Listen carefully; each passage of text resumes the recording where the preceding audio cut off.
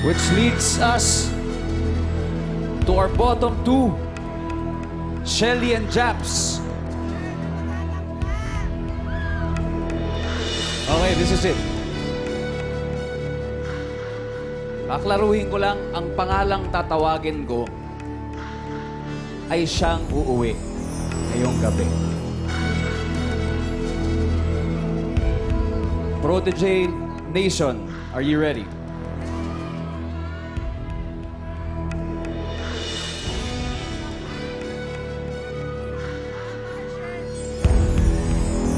Kailangan mo nang isuko ang iyong battle for the big artista break.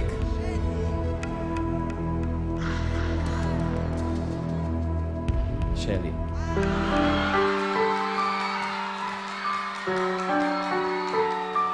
Thank you, Shelly.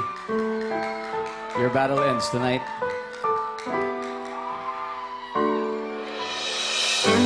Congratulations, Chaps.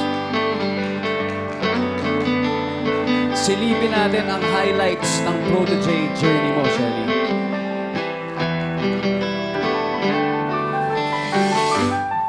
Biggest challenge ko po dito sa Protege, yung pagiging independent ko. Kasi sa bahay po, sobrang dependent ako sa family ko. To the point na hindi po ako pinapayagan na lumabas minsan mag-isa. Dito po sa Protege, parang ako lang ako. Wala po akong inaasahan na iba.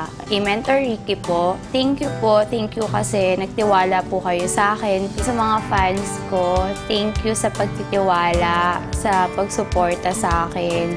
Sobrang nakaka-overwhelm kasi hindi ko inaasahan na magkakaroon ako ng mga fans. Thank you talaga. Sama-sama tayo. Mentor Ricky, ano pong final message nyo kay Shelly ngayong gabi?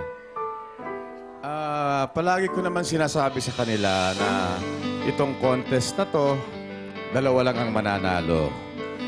Pero hindi ibig sabihin, natanggal ka dito, talo ka na. Shelly, malaki ang bilib ko sa'yo, malaki ang tiwala ko. Kung ano man ang natutunan mo dito, dalhin mo yon, dagdagan mo pa paglabas mo, and I'm looking forward to work with you as an actress. If I can direct you in a new teleserye or a movie, looking forward. Hindi to ang katapusan. Umpisa pa lang ito. Maraming salamat, Shelly. Thank you very much.